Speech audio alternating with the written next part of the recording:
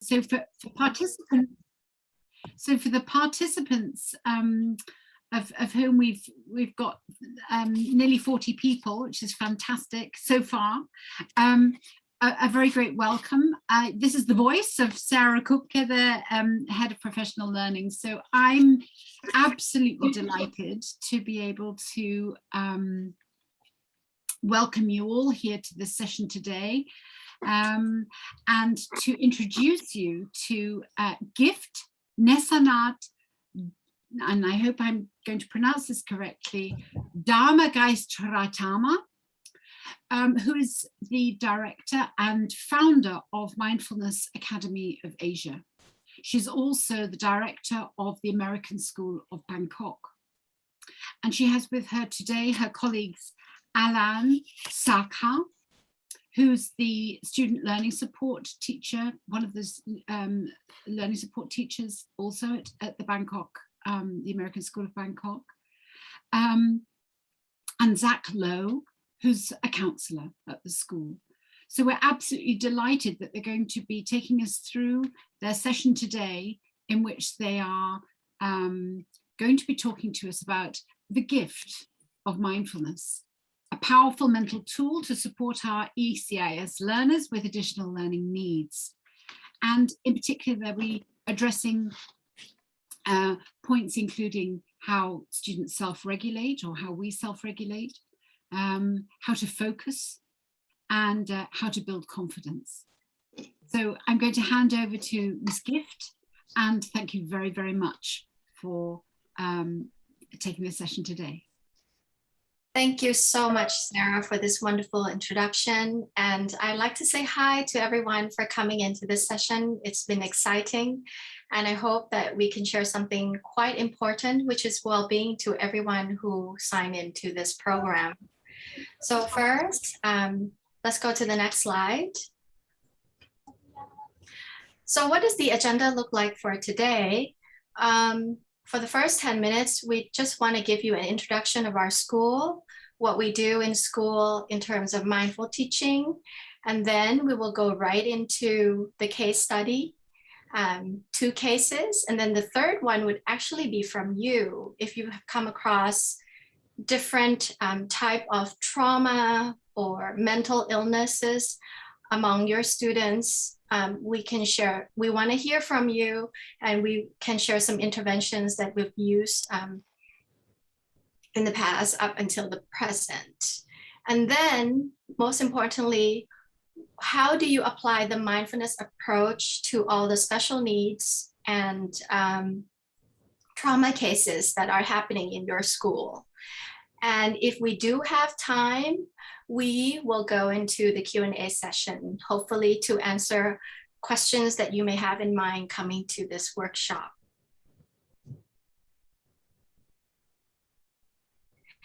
So I think Sarah did a great job introducing me, so I'm just going to hand it over to Zack, our school counselor. Okay, hi. So I've unmuted myself. I hope you guys can hear me. My name is Zack Lowe, and I am the school counselor as well as the dean of students for the ASB Green Valley campus. I've been here at Green Valley for 6 years, and I've been practicing mindfulness for 5 years. Mr. Allan? Hello, everybody. My name is Allan Saakha. I am the elementary learning support teacher. I'm also early years and elementary mindfulness specialist. I've been here with American School Bangkok 5 years, and I'm practicing mindfulness with Ms. Gift and the school for 4 years. Nice to be here with you guys. So how does it work in this workshop? We really want it to be interactive. So you are more than welcome to type in the chat box on the right side of your screen, as Sarah is typing now in the chat box, and greetings from everyone who joined.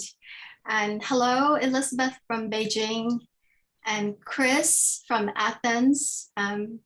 Very nice to meet you. So at any point in time, if you lost our sound or picture, please type in the chat box so we know about it and we can fix it correctly. Next is, again, if you do have any trauma cases in mind that you like us to discuss about, you can also type in the chat box as well, because while our team are presenting, we are rotating in reading your messages in the chat box. And most importantly, please give this training undivided attention, because there will be a flow of emotions that will come and go. And as you do that, you will understand the mental, emotional effect that brings positivity into our students. And lastly, practice with a non-judgmental attitude. By that, I mean, as you are watching our case studies, I'd like you to just pay attention to the case and not wondering about what I should do. I should have done this, or I could have done that, or I could not do this. I want you kind of to leave that mindset aside for a bit, and just watch with an open mind. I think that's the most important part of this workshop. And I believe we have a game for you. Mr. Allan will play Kahoot just for us to get a feel of where you're at, so that if we can understand the temperature or the climate of our participants, then we can gear our conversation to suit what you need in this workshop. And if you're having a hard time getting into another tab, if you cannot get in Kahoot, all you have to do is type in the chat box the answer you want to give to each question. So Mr. Allan, why don't you begin?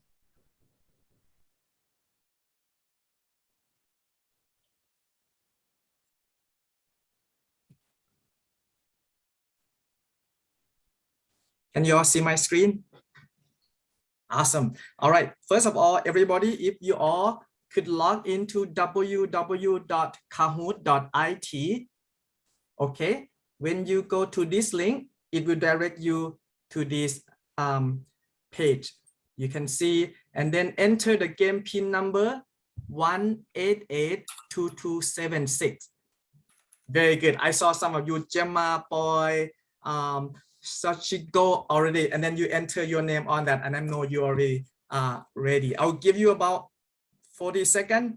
I saw almost 10 people putting their name and ready to play Kahoot. It will be fun and interact game. Thank you for participating in this activity.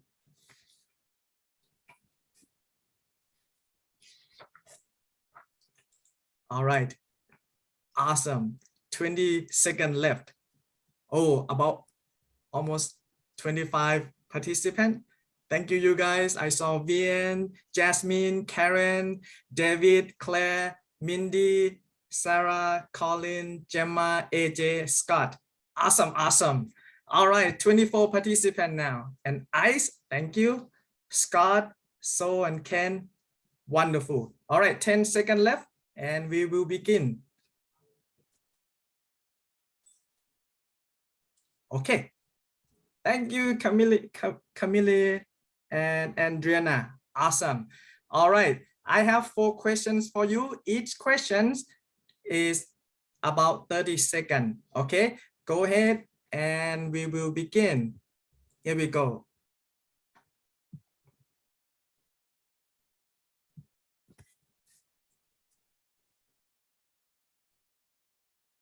All right. Quiz number 1. How familiar are you with mindfulness in the classroom? Red, you're very familiar, click red. And blue, you're quite familiar. And yellow, you have no idea what mindfulness in the classroom is all about.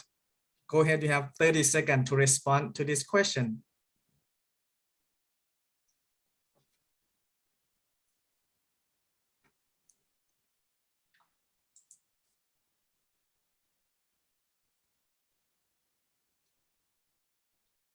Awesome, thank you, amazing. While it showed that about 9 people very familiar with this program and 13 quite familiar, and 3 of them have no idea. This is the perfect time for you to join this program. Thank you. Let's move to the next question.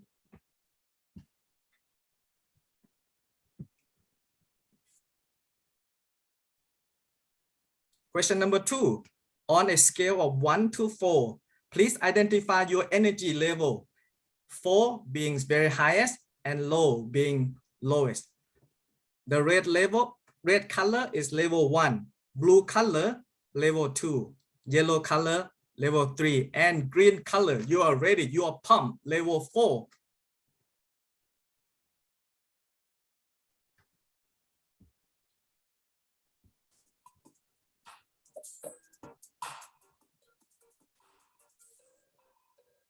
All right, let's check it out. Awesome.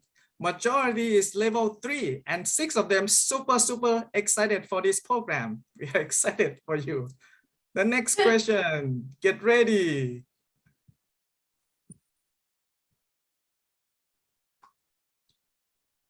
Quiz number 3, please tell us which continent you are come from.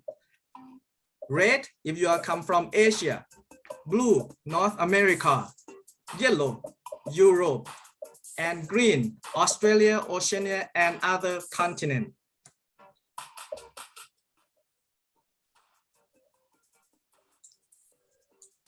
I'm really excited about to get this answer for this question. Oh my goodness, they're all over the place. Thank you so much. Majority is from Asia and all, wow, very good. Thank you so much.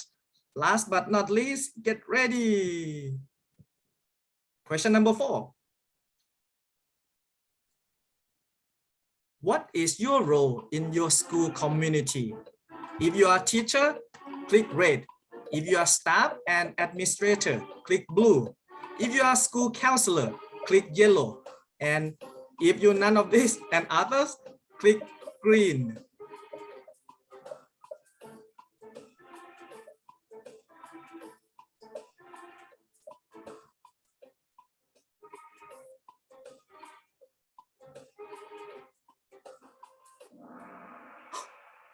Very good. We have 9 teachers, 10 staff and administrator, 0 school counselor, and 6 others. Thank you so much. Give back the time to Miss Gift.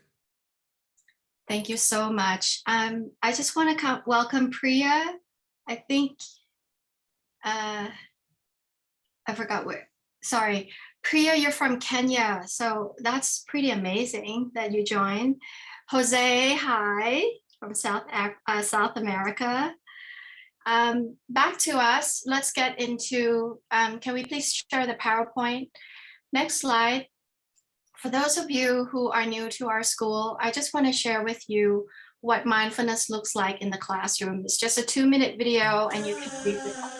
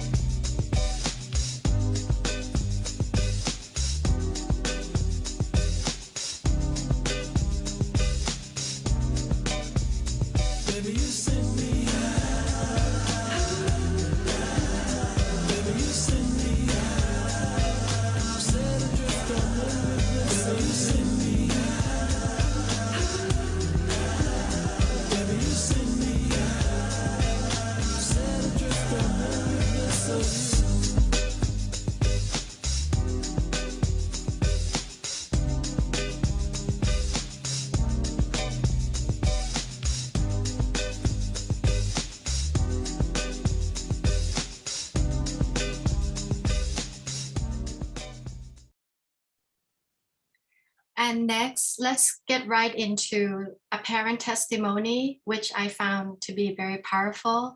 So let's hear from my parents, their struggle and how they came about becoming successful to the present day.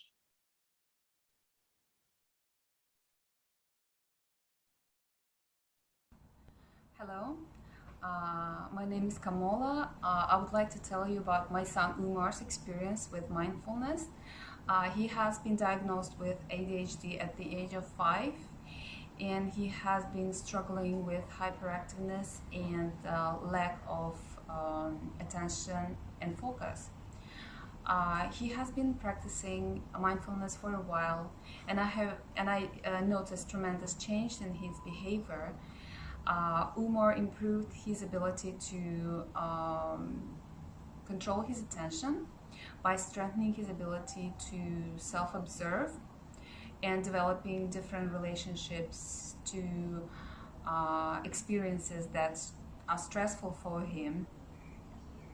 He's aware of his emotional state, so he doesn't react impulsively to different situations like it happened in the past. He is able to describe his feelings in details, which help him to find solutions to different situations that he finds stressful. I think that mindfulness has helped in our situation very much, and I'm very happy it was implemented at this very early stage of his development. Thank you. So Ms. Poi, let's stop sharing so that they could see Mr. Zack in a bigger picture. หยุดแชร์สไลด์แป๊บนึงค่ะ Oh, sorry, I made a mistake. Let's go back to the slide. Go ahead, Ms. Poi. And Zack, it's all yours. Okay. Ms. Gift, can you let me know, can you hear me okay? Yes, we can hear you okay. All right, excellent. Just wanted to make sure. So once again, I'm Mr. Zack, school counselor and dean of students at ASB Green Valley. And I have been working with Umar going all the way back to when he was in 4th grade. So this would have been going back to 2017. As you heard from Umar's mother, Miss Kamola, he has a diagnosis of ADHD. And he began participating with me in one-on-one sessions in 2017. Our sessions included both social and emotional learning lessons, as well as a variety of mindful activities. And one of the reasons why we started doing one-on-one sessions with Umar is because Umar really liked getting attention from his teachers. It was kind of like a source of pride for him, and we wanted to foster some of those positive self-qualities, which we'll talk a little bit later. So because Umar liked attention from his teachers so much, he responded really, really well to these one-on-one sessions. Okay, Ms. Poi. So Umar really struggled with some of his behaviors in elementary school. So just a few of his behaviors included wandering, being tardy to class, arguing and fighting with friends and other classmates. He really struggled with meeting, making, and keeping friends. General classroom disruption. So in lieu of placing Umar on an individualized education plan or an IEP, we actually put him on a positive behavior intervention plan so that he could earn rewards by showing good behavior. So I would continue to work with Umar weekly, and oftentimes most weeks daily as well. I would see him, but we continued our work, one-on-one work with each other for the next 2 years. Some of our topics working together included anger management, grief and loss, strengths and positive qualities, which we really pushed with Umar because he does have a lot of strengths and a lot of positive qualities. And then we did some zones of regulation training, which is one of the curriculums that we use in our elementary school at ASB. I brought some curriculum with me as well. So Strong Kids, which is a curriculum from Oregon in the United States, as well as Why Try and Kagan learning strategies. So I brought a lot of these curriculum with me, and Umar and I work together in all of these capacities. Okay, so as I mentioned earlier, Umar really benefited more from a BIP, a behavior plan, than he did an IEP. Umar's issues at school were more social, and we really focused on improving behavior. So we wanted to improve behavior through mindful activities and social and emotional learning lessons. So the learning support team, we designed and implemented several behavioral accommodations for Umar at that time, going back into 4th grade. And we have an example of one of his behavioral accommodations on the next slide. So this one goes back a few years. We put this, we put him on this accommodation when he was in grade 5. We called it his Calm Down Pass, or just his Calm Down Class Pass. So what this would allow Umar to do is, if he was feeling overwhelmed, or maybe he was some of his he was maybe disrupting class in some way, he had access to this class pass, and he could leave class to take a break, and he could go get a drink of water. He could come down and see me or someone else in the office, and we would encourage him to bring like a book with him or a small assignment with him in case, you know, in case he needed to work on something else, and just kind of be by himself and work by himself quietly for a while. And that was very successful. So we put him on that when he was in 5th grade, and he has had access to that since then. He's now in 8th grade. I see a question come up in the chat about zones of regulation. So zones of regulation is just a social emotional curriculum. It's color-based. You have blue zone, green zone, yellow zone, and red zone. And it's tied to emotion. So as a quick example, a student who's in the red zone would be a student who's angry, aggressive, out of control, disrupting the classroom. And we would want to try to get them from that red zone to the green zone, where they're happy, positive, calm, content, and ready to learn. So that's just one of the curriculums that we use. So zones of regulation is all about regulating student emotions. Okay, let me get back on my screen here. Sorry, just one moment. Okay, sorry about that. All right, Miss Poi, we can go to the next slide. So we began working to help Umar transition from elementary school to middle school, which is a huge change. So he went from being with one teacher for a majority of the day to seeing, you know, upwards of 10 to 12 teachers per week. So we actually started to change some of our work together. We changed some of our topics. We really focused on conflict resolution, because Umar's biggest challenge and struggle continued to be meeting, making, and keeping friends. And but we also continued to work on regulating his emotional reactions and working on some of his more attention-seeking behaviors as well. Okay, Miss Poi. So once Umar entered middle school, he entered middle school in around 2018, 2019. During that time, we had a school-wide emphasis on mindfulness in middle school. We really wanted to make sure we were providing our middle school students with resources and options. So Umar actually participated in a mindfulness course in semester 1 of his 6th grade year, which lasted the entire semester. I taught that course. He did very well in that. And then during semester 2, he actually attended mindful middle school team building activities, and those were weekly. So in semester 1, he was just with other 6th graders, but in semester 2, he was with 6th, 7th, and 8th graders. So it was very good for Umar to be with the 7th and 8th graders, so he could kind of see who some of the leaders were in some of the upper class leaders in grades 7 and 8. And the idea was we were hoping that he would kind of model some of those behaviors, which he started to do. Okay. So Umar, at this time, he started making close friends for the first time since I had met him back in 2016, 2017.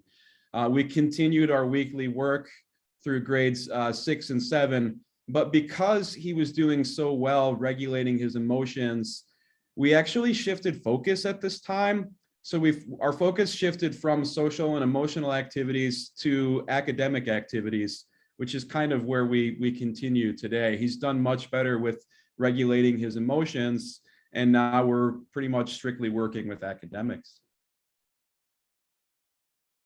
So we stopped weekly meetings in grade 7 just because he started to do just so well. He didn't need to meet with me one-on-one weekly anymore.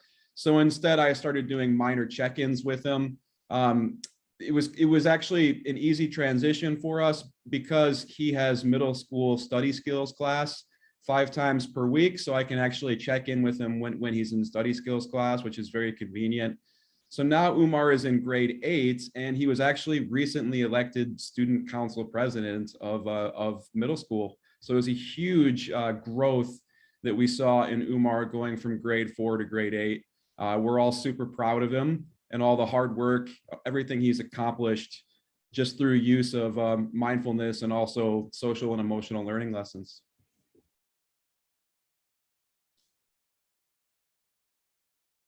So we're about to show a video. You'll see Umar. He is wearing the red outfit there, the red polo shirt. And this is going way back, grade 5, it looks like.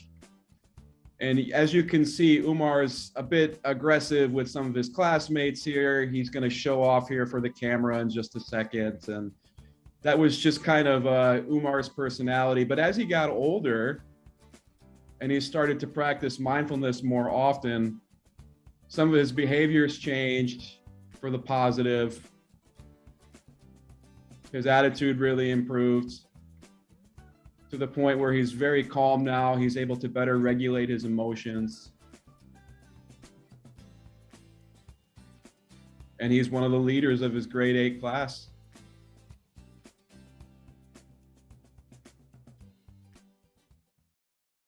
And thank you so much, Mr. Zack.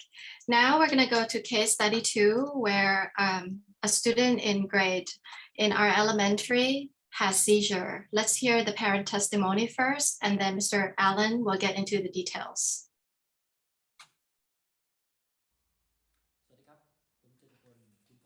จัสตินเนื่องจากลูกชายผมประสบปัญหาเรื่องลมชักซึ่งเป็นปัญหาในการพัฒนาการเรียนรู้ของเขาจะช้ากว่าเด็กทั่วไปดังนั้นผมจึงได้เฟ้นหาโครงการหรือโรงเรียนที่สามารถที่จะตอบสนองและพัฒนาการในการเรียนรู้ของเขาให้ดีขึ้นผมจึงได้ไปค้นพบโรงเรียน ASB Green Valley ซึ่งทราบว่ามีโครงการ Mindfulness ซึ่งเป็นโครงการที่จะช่วยพัฒนาเด็กที่มีปัญหาในการเรียนรู้หลังจากนั้นผมจึงได้ย้ายที่เรียนมาที่โรงเรียน ASB Green Valley โดยเข้าสู่โครงการ Mindfulness ตั้งแต่เกรด 4 จนปัจจุบันน้องอยู่เกรด 5 ซึ่งการพัฒนาของน้องนั้นการพัฒนาการในการเรียนรู้การเข้าใจดีขึ้นเรื่อยๆตามลำดับประกอบกับอาการลมชักของน้องนั้นดีขึ้นตามลำดับและไม่ปรากฏอาการอีกเลยตั้งแต่นั้นมาจนปัจจุบันคุณหมอที่ดูแลน้องได้แจ้งว่าน้องอาจจะไม่ต้องทานยาลมชักอีกต่อไปในระยะเวลาใกล้นี้กระผมจึงต้องขอบพระคุณทางโรงเรียน ASB Green Valley เป็นอย่างยิ่งโดยเฉพาะโครงการ Mindfulness ที่ได้ช่วยดูแลเด็กชายจัสตินขอบคุณมากนะครับ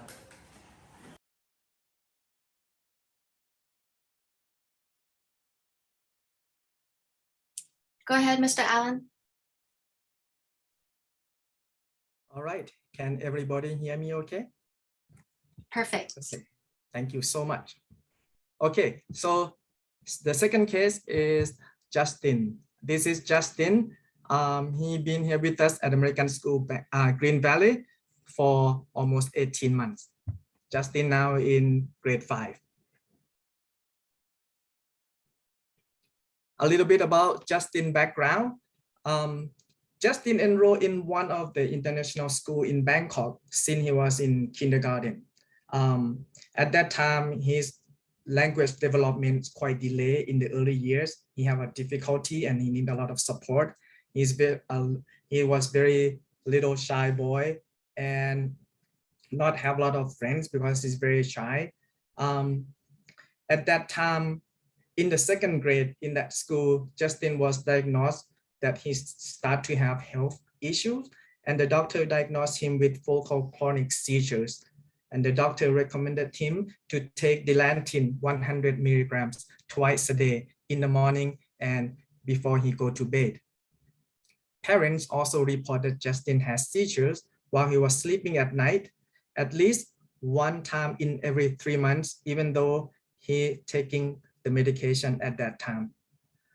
And some of the side effects that negatively impact Justin, such as he have a low mood, low energy level, and his ability to focus in the class and complete school tasks and requirement. Furthermore, that is cause him to have a school burnout because oftentimes he feels stressed in working in class assignment and things like that. And in addition that he was not able to self-regulate with his emotion and not able to relax and recharge himself. Next slide, please. Okay, so alternative solution for this problem. Friends of Justin's parents refer him to American School Bangkok because they heard about our school have integrate mindfulness into the curriculum, and the effectiveness of mindfulness can help students with positive emotions and immune system. And so Justin's parents decided they're gonna transfer Justin to American School Bangkok Green Valley because health issues and also his school burnout reason. So when Justin moved to American School Bangkok Green Valley, he get to practice mindfulness activity with his friends daily. Things that we practice on our campus, every day we have 10 to 15 minute morning announcement. Part of that morning announcement, we get to do mindfulness practice, such as mindful breathing, mindful exercise, and guided practice, things like that. We also, all the students from the early years up to 12th grade get to have mindfulness activity throughout the day, even with their homerooms during the break. And we have special, for me, I get to teach twice a month, every 20 minutes per time. We have incorporated the mindful lesson into each class level, and Justin benefit from that as well. So some of the implementation and the resource, since Justin have health issue that impact to relate to his education, he qualified for 504 plan, and we write the IEP and the 504 plan accommodation along with mindfulness curriculum that will help reduce his stress and anxiety and boost his attention and focus in class. The parent report to the good news, you might see the video that Justin's parents very overwhelmed with the positive outcomes since they enrolled their son on our campus. Parent report that since Justin practiced mindfulness activity during attending ASB GV, during these 18 months, he has experienced 0 seizure attack, and the doctor told them that they plan to stop his medication by March 2022 if Justin continue to show health improvement. That's really huge jump for Justin health. Other outcome that Justin received along with his friends, such as increased positive attitude toward himself, reduce stress, increase the level of focus and attention in school. I want you to see the video how happy Justin is right now. Go ahead.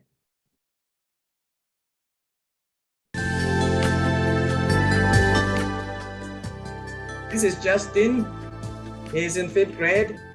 One of his favorite mindfulness activity is mandala mindful coloring.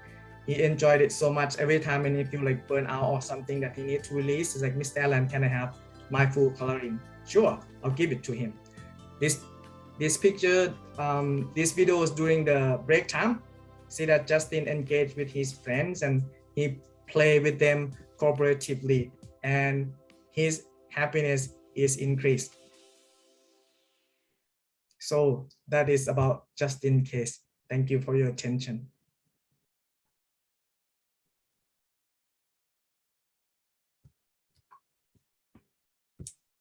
I just want to mention a little bit about when you come across students who have trauma, depression, or other mental illnesses.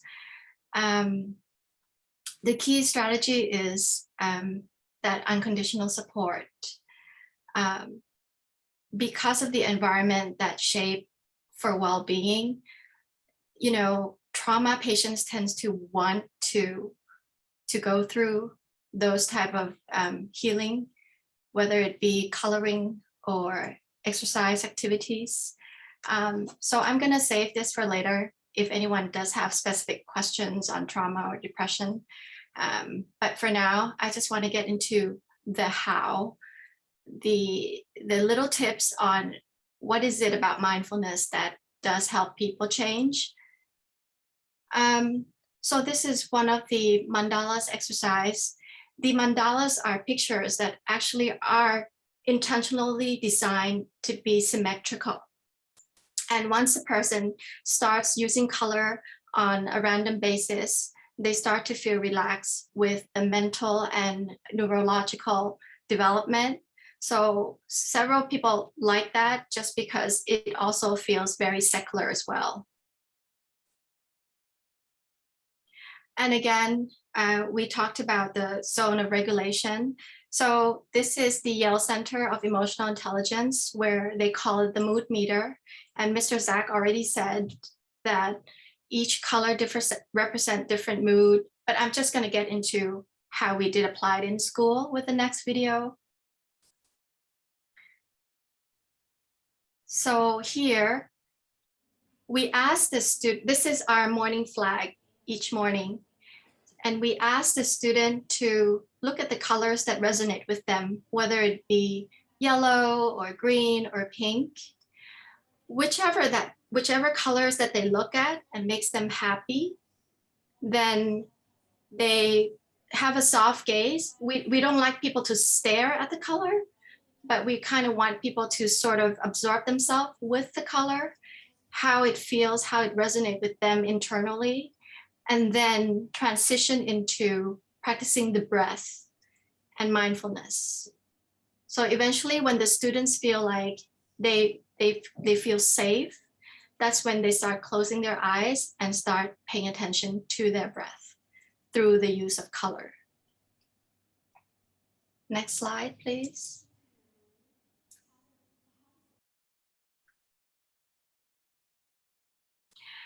And at our school, what mindfulness means is that we are aware. Aware of what? Aware that we're paying attention to the present moment and that it has a purpose. And most importantly, with a non-judgmental attitude. And that is taking away what we think we can do or cannot do, especially the part where it involves a lot of negative thinking. We try to regulate our feelings to stay away from being negative and trying to look at things from different perspectives in order to remain non-judgmental. I also want to make clear for trauma patients that mindfulness cannot replace antidepressants, nor should we ignore therapy, professional therapy, or exercise. These are also important to the human development that mindfulness cannot do. Mindfulness can be a supplement for patients, but with the help of all these three elements, then more likely the patients are able to heal much more effectively and in a more efficient and timely manner. And I'll just get into a little bit more on the Polyvagal Theory. So Dave Dana is one of the most respected clinician, consultant, lecturer under the Traumatic Stress Research Consortium of the Kinsey Institute. And what she explained was that in our human system, there are 3 separate parts in our nervous system. The upper part where you see it's called ventral vagal, that's the part that activates feeling connected, feeling safe. And the reason why they place it on the top is because people access ventral when you activate from your neck upward. That's how you feel connected to another human being. But if something happens that may trigger fear, it goes into the sympathetic, which is in the mid part of the body, where the body experiences pain or danger or see signs of danger. So the body wants to fight or flight, which is run away. And if the trauma is highly severe, that's where the dorsal stage came in, which is below your navel and down. That's where our body says, I cannot cope. I feel like I need to collapse, I'm shutting down, or I feel numb. Yeah, so if we come across some trauma patients sometimes, because their body is telling them to be numb due to the cues of danger that they encounter, that is the moment where they will not receive or they cannot feel the benefit of mindfulness practice just because of the human development system where each of these nervous systems are activated. And one more thing, if you are in the sympathetic, you cannot activate ventral or dorsal. So in our autonomic nervous system, only one level can be activated at a time. Next slide, please. Again, at our school, we present mindfulness in a very secular way. It is not religious and it's not hypnosis. If you have come across people who are going through a guided meditation, say, for example, close your eyes, think about the space that makes you feel happy, think about the beach. Under the context where a practitioner understands the how and the why and have the intention to want to practice to be in a calm space, that is not hypnosis, because the practitioner comes in with the intention to want to be calm, the intention to want to explore what happens in the mind when you close your eyes, the intention to understand why am I experiencing random thoughts or overthinking. So as a practitioner, understand the neuroscientific research behind it, then it is not hypnosis. And most importantly, mindfulness cannot be forced. Our school has come a long way after a decade of explaining to our stakeholders, parents, students, teachers, faculty, staff, that there is a neurological or neuroscientific research that backs up the benefit of mindfulness practice. So then when people understand that logic, people tend to gravitate toward wanting to practice. And of course, once in a long time, there were students who may feel uneasy or uncomfortable, look at me in the eye and say, I don't want to do this. And the reason was because she came from a Christian background family. And at the time, she may not have understood that this is totally, purely secular. But the way that we respond to it was being very non-judgmental. So instead of making her sit and close her eyes, I turn on the music Billie Jean and have the whole class tap to the beat of the drum. And that's how the student become more comfortable with practicing mindfulness in ways that they know how and that they resonate with. Next slide. And again, mindfulness does generate a sustained concentration, empathy, and self-regulation, but always under the context where they don't feel forced.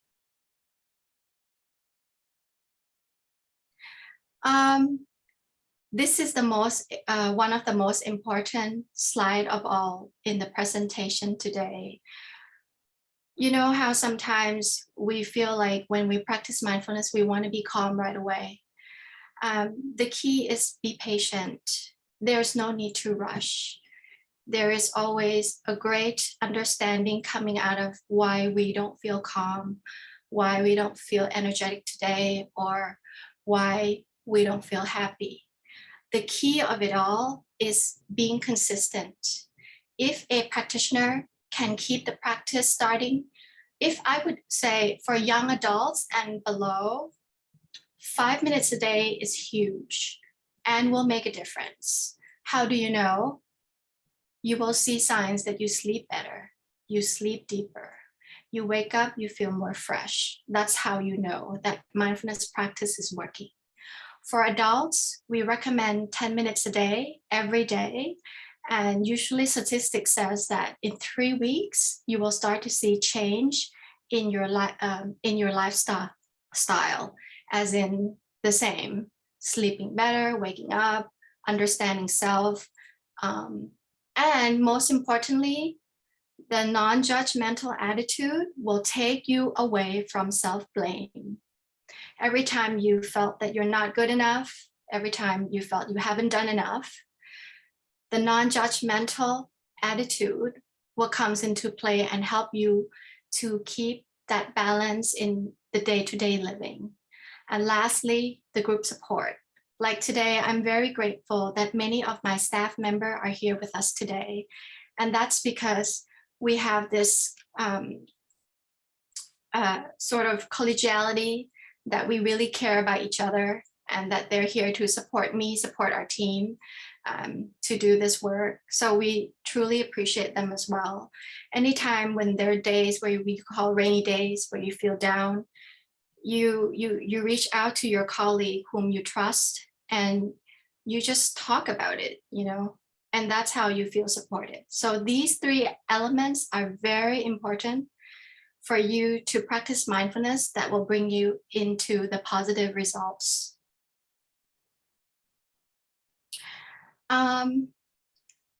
Okay, here comes a time when there is a teenager in the school who may have gone through a very difficult situation.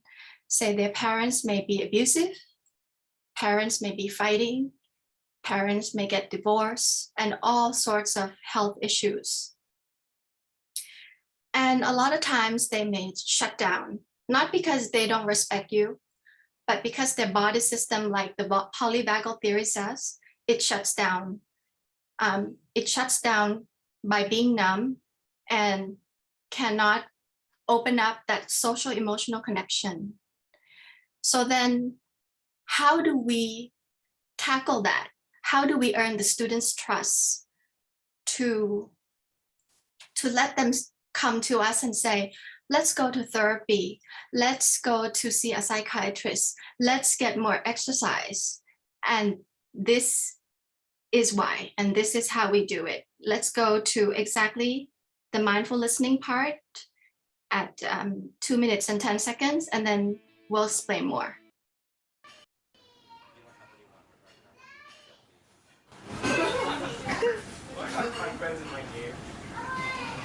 It's more like your game and your game. I don't see my friend in this at all. Or pause a little bit, pause. So let me explain the context of this. This is a mindfulness retreat where students voluntarily come to a 24-hour practice with the school. So what we do is we host it. My husband and I, we host it in our home for some activities so that the students feel that they get full support. So, and here you're going to see a role play between 2 friends, one who is engaged in the social media while the other is not getting his attention. Okay, let's play the video.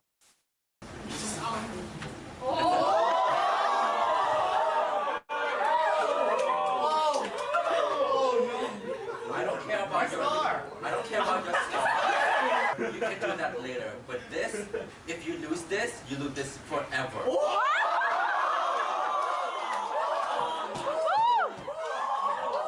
Nobody cares about me anymore. Well, basically, a lot of time, people mistaken, taking some to perception. We're talking right now, we're talking between reality and perception. Right now, your perception is that he's not caring about you. In fact, he might be caring about you, but he's too busy doing something. A lot of time, people focus too much on themselves, their feelings, other feelings. I suggest you, the first thing, ask mom, how do you feel about me? What do you think? I mean, I would be willing to try that, but what if I go up to him and talk to him and then he would ignore me and get this stupid phone? Okay, you think your relationship with him is worth it? I mean, I really wanted you as a friend still, but I don't know about him. Okay, right now I'll just ask you, you think, if in life there's risks, right? So you think, it's worth to risk relationship over your, uncomfortable feeling? What do you think? I mean, of course I want to risk it because I need to be my friend, so yeah, I'm willing to do it. Okay, so, give it a try, go talk nicely, share your feelings, but the first thing you have to do is listen. Because right now you're talking, you're talking to him, you're not listening to his argument or his reason. He might have his own reason. It might not be acceptable to you, but people have different feelings. Just look at it from his point of view. Try to listen, try to understand. I think another video will also make you smile. One of the mindfulness curriculum called .b, and it's also originated in the United Kingdom as well, this curriculum. There was one lesson that talks about the signs of happiness. And basically it's about asking someone to call your loved one out of the blue and tell them how much you care about them.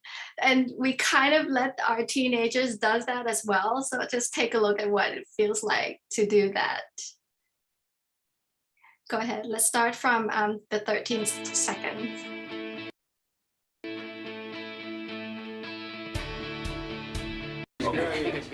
Okay, Benny, so there's like 30 people here, so don't say anything bad. Don't say any bad words, all right? Okay. Why is it to be now? Hey, Benny. Yeah.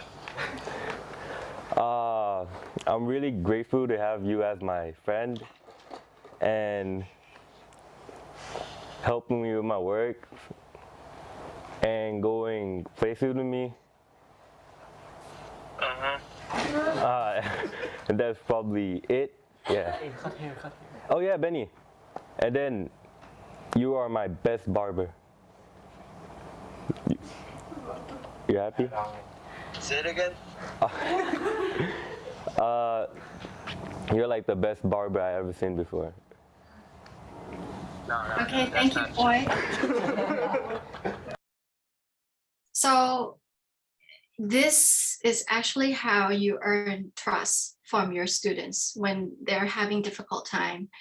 If you want people to open up to you, by being authentic, and the key is you make time. You really make time for your staff, your people, your friends, your colleagues, your teachers.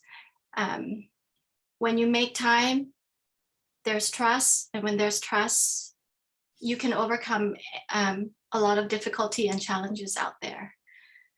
So that's in a nutshell what we want to.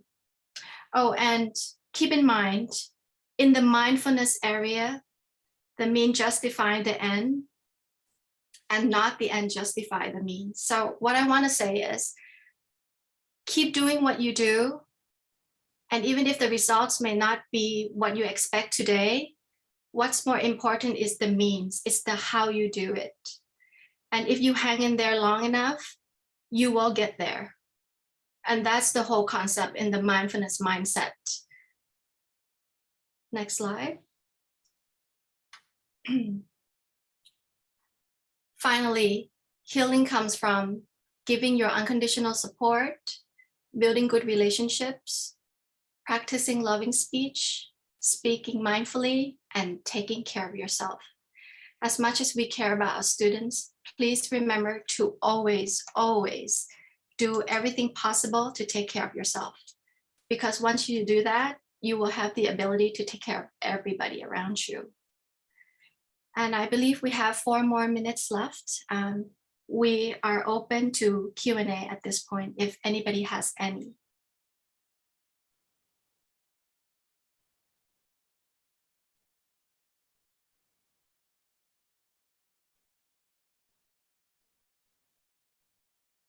So Sarah, if there are no questions at this point, I'm going to hand it over to you. And lastly, if you have more questions later, you can send it to our email at maa@asb.ac.th. All of our videos and research work are in the YouTube channels called the Mindfulness Academy of Asia and ASB Green Valley. And lastly, I just want to thank Cam Chohan, Sarah, Abigail, and Eleni for giving us this opportunity to host the mindfulness program with you and ECIS, where we're very proud to be here and be part of you. Thank you. I'm just going to say a thank you as well, but I know that Chris would like to just give us the closing words today because she's so grateful to you. She's the chair of the special interest group. But just to say, as I've popped in the chat there, that it was just wonderful to have evidence of the impact that this has had on your students in your school, and that taking us through some of those examples was a brilliant way of being able to see what a difference it's really made in children's lives, and from what you were describing at the beginning, also for parents and also for staff, and this is something that you all commit to, and so we're extremely grateful to you. But I'm going to ask Chris to have the final word because she would like to say thank you to you as well. To the GIFT team, thank you from the ECIS Learning Support Special Educational Needs Committee. Your presentation was insightful, informative, engaging, and it was truly wonderful to be able to be mindful for this short period of time. Our special interest group committee does these monthly events, and thank you for saying yes to our inquiry to share this information with us. Next month, we're going to have a discussion on community circles. Next year, we are going to have face-to-face conference in November at ACS Athens. This is in Greece, and I hope to see many of you come in the center of the globe and we all meet together and exchange information. Do visit the ECIS website for more information. And if you have anything you would like us to share, please send it to me and I will make sure it is posted. Thank you so much. The collaboration and the sharing of information that we saw today is really powerful as we educators move on to ensure that every student finds success. Thank you, GIFT team. Thank you all so much for being here. Well, we had people from 4 different continents, so I think we should be saying have a lovely day and sleep well, depending on which part of the world you are from. We had about 55 participants during this, and some of them driving cars, some of them presumably sitting at their desks, but absolutely phenomenal. Thank you very, very much indeed. And yeah, as I say, enjoy the rest of the day or sleep well, depending on which part of the world you're from. Thank you. Bye-bye. Bye. Bye, everybody. Thank you all so much. Bye. Thank you. Bye. Thank you. Bye-bye. Cop and cop. Thanks, Colin.